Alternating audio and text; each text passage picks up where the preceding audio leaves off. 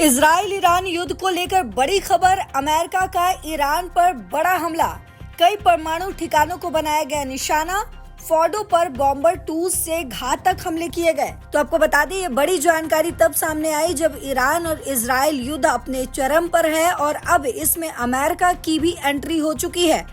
तो अमेरिका ने ईरान के 3 बड़े शहरों को निशाना बनाया। इनमें से सबसे ज्यादा खास है फोर्डो। ईरान के लिए फोर्डो शहर कितना महत्वपूर्ण है, कितना इम्पोर्टेंट है, इसकी जानकारी अमेरिका को कहीं ना कहीं पहले से ही थी और यही वजह है कि उसने अपने हमले के पहले चरण में ही फोर्डो को निशाना बनाया है। अमेरिका को ये पता था कि ईरान को अगर बड़ा झटका देना है तो उसके लिए उनके यूरेनियम एनरिचमेंट साइट को निशाना बनाना होगा और ऐसे में अगर वो इस पर यानी कि इस साइट पर हमला करते हैं तो वो ईरान के लिए सबसे बड़ा झटका साबित होगा। तो बताया ये भी जा रहा है कि फोर्डो में ईरान का सबसे उन्नत सेंट्रीफ्यूज है।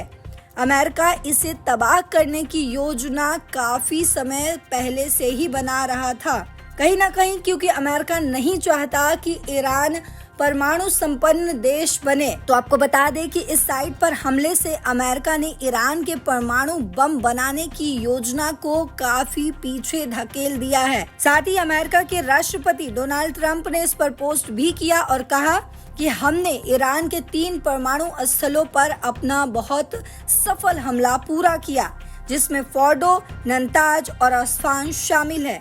सभी विमान अब ईरान के हवाई क्षेत्र से बाहर आ चुके हैं।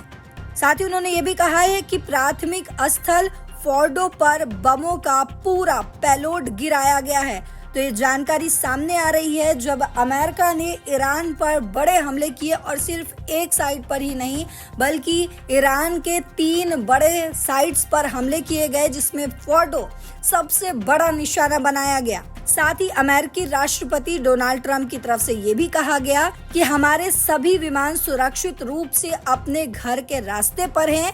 हमारे महान अमेरिकी योद्धाओं को बधाई हो। और आगे उन्होंने कहा कि दुनिया में कोई दूसरी सेना नहीं है जो ऐसा कर सकती थी। और उन्होंने आगे लिखा कि अब शांति का समय है। इस मामले पर आपका ध्यान देने के लिए धन्यवाद।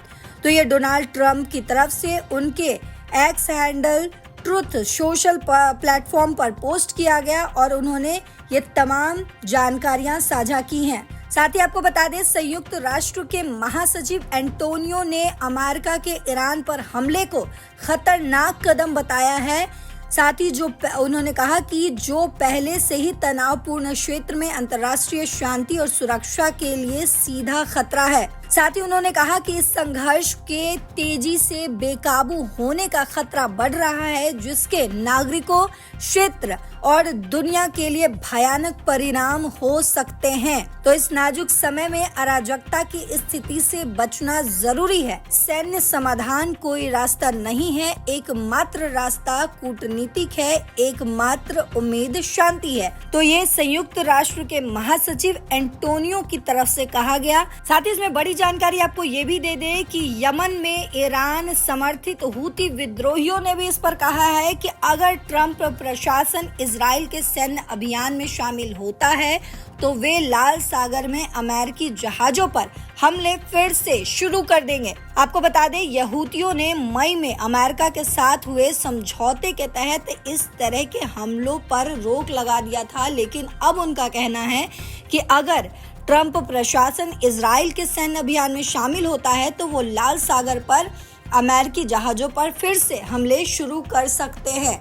तो ये बड़ी जानकारी सामने आ रही है जब अमेरिका ने अब सीधे ईरान और इजराइल युद्ध में एंट्री ले लिया है और न सिर्फ एंट्री लिया है बल्कि ईरान के कई ठिकानों को निशाना भी बनाया गया। और आपको बता दें, ये जानकारी उस दौर में सामने आई जब अमेरिका ने एक वीक का टाइम लिया था, 1 सप्ताह का टाइम लिया था और अमेरिका ने कहा था कि हम ये डिसाइड करेंगे कि हमें ईरान पर हमले करने चाहिए या फिर नहीं। लेकिन इसी बीच ये बड़ी जानकारी सामने आई जब अमेरिका ने ईरान के 3 ठिकानों को निशाना बनाया, जिसमें फोर्डो सबसे बड़ा ठिकाना रहा। तो इस खबर में फिलहाल इतना ही। इस पर जो कुछ भी अपडेट सामने आएगा हम अब तक पहुंचाते रहेंगे। तब तक आप देखते रहिए दैनिक जागरण। नमस्कार।